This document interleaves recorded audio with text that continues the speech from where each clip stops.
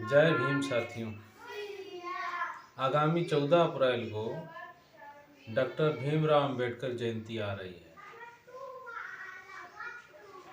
आज हम सभी लोगों को 14 अप्रैल के दिन समीक्षा करनी है कि हमने बाबा साहब भीमराव अंबेडकर की जयंती कैसे मना रहे हैं और अभी तक क्या हमें इसका प्रतिफल मिला है, क्या हमारी उन्नति हुई है।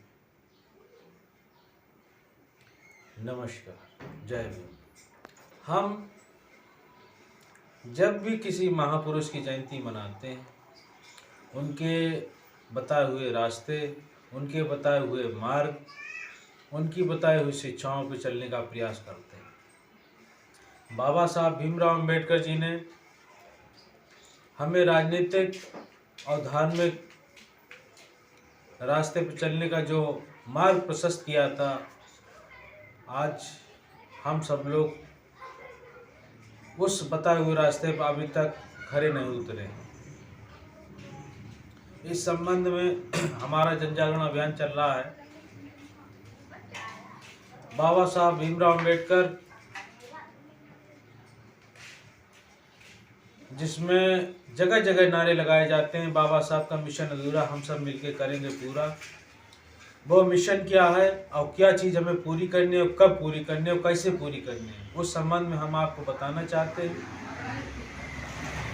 राजनीतिक बाबा साहब भीमराव अंबेडकर जी ने 15 मार्च 1947 में अपने सभी साथियों से कहा था कि आप सभी लोग सामाजिक, आर्थिक और राजनीतिक के लिए संघर्ष करें। 15 मार्च 1947 का जो ज्ञापन था बाबा साहब भीमराव अंबेडकर जी का, जिसमें जातिवाद से मुक्ति थी, शोषण से मुक्ति थी। आज जितने भी दल हैं बाबा साहब के नाम लेने के लिए, उन्होंने 15 मार्च 1947 की जो बाबा साहब की जो लड़ाई थी, वो आज तक कभी चर्चा तक नहीं की। कहीं भी जुल्म, शोषण, अन्याय, अत्याचार होता है तो ये दल खुशी के मारे फूले नहीं समाते हैं, एक बैठे बैठाए काम मिल जाता है और उसी पर चर्चा करने लगते हैं, उसी पर धरना प्रदर्शन करने लगते हैं। लेकिन ये जुल्म, शोषण होता क्यों है और क्यों हुआ, बाबा साहब ने इसे समाप्त करने का रास्ता बताया था। जुल्म, शोषण, अन्याय, अत्याचार हमेशा गरीब के साथ होता है।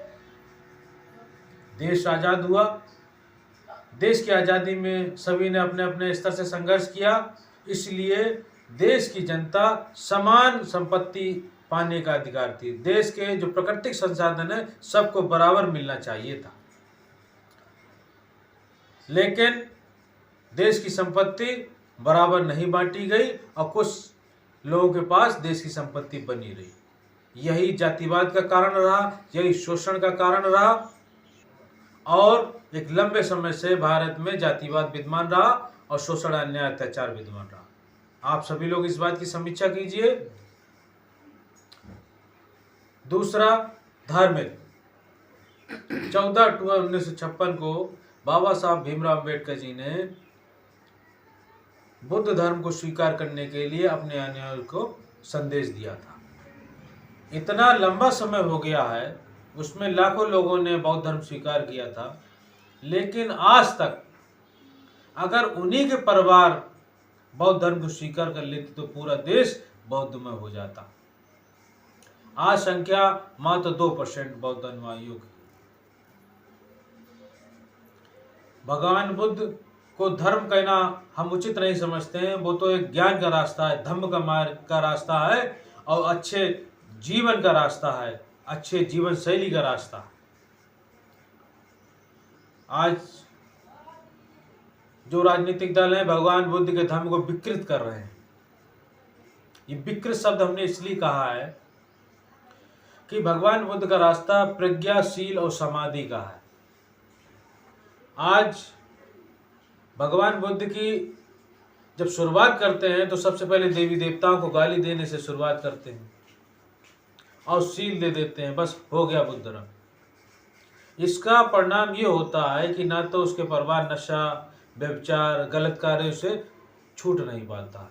अब वो समाज वहीं का वहीं बना रहता, खाली बौद्ध धर्म करता रहता और उसका कोई कल्याण नहीं। तो ना सामाजिक स्तर पर ना राजनीतिक स्तर पर उन्नति नहीं होती।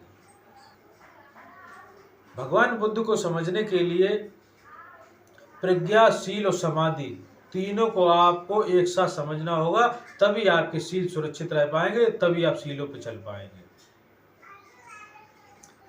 जो दल या संगठन जो देवी देवताओं को गाली दे रहे हैं, वो किसी को भी गाली दे सकते हैं, सबसे पहली बात।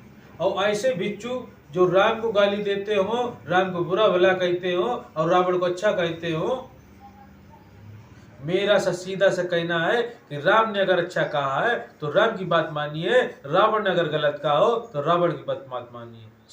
भगवान बुद्ध ने कहा कि कोई भी बात तर्क कसौटी से परखिए और वो आपको अच्छी लगे तो मानिए। ऐसे लोग भिक्षु नहीं हो सकते। भगवान बुद्ध का जो धर्म का मार्ग है, धम्म का जो मार्ग है, सबसे पहले आप प्रातः उठिए, ध्यान में बैठिए। ध्यान करने से आपका शरीर स्वस्थ रहेगा, शरीर में चेतना रहेगी, याददाश्त आपकी तीव्र होगी और शरीर आपका फुर्तीला रहेगा, आप खुशमिजाज रहेंगे, हर चीज की आप याददाश्त अच्छी रहेगी और आपके अंदर धार्मिक भावना पैदा होगी, आस्था और श्रद्धा पैदा होगी, तभी आपके शील सुरक्षित रह पाएंगे। और अपने शब्दों के अंत में एक बार और चेतावनी मैं देना चाहता हूं। आजकल तमाम राजनीतिक दलों से निकले हुए भिक्षु उन्हीं मानसिकता को लेकर चल रहे हैं, वो समाधि के विषय में नहीं बताते हैं, इसलिए उनके अंदर आस्था और श्रद्धा नहीं पैदा होती है। प्रातः बुद्ध विहार नहीं खोलते हैं और भगवान बुद्ध की धार्मिक किताबें हैं, त्रिपिटक आदि, ना तो वो ध्यान कराते हैं। बुद्ध विहार खुलने का कोई समय निश्चित नहीं है, इसलिए उस क्षेत्र की जनता आज तक कोई भी लाभान्वित नहीं हो पा रही है। ऐसे बुद्ध विहारों से, ऐसे भिक्षुओं से सावधान रहें, ये आपकी कल्याण नहीं करेंगे।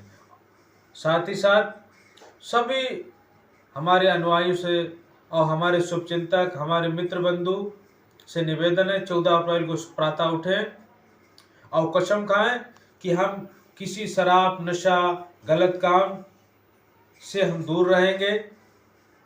शाम को अच्छा से अच्छा भोजन बनाइए, दीपक जलाइए और बाबा साहब के मिशन को पूरा करेंगे। जय भीम।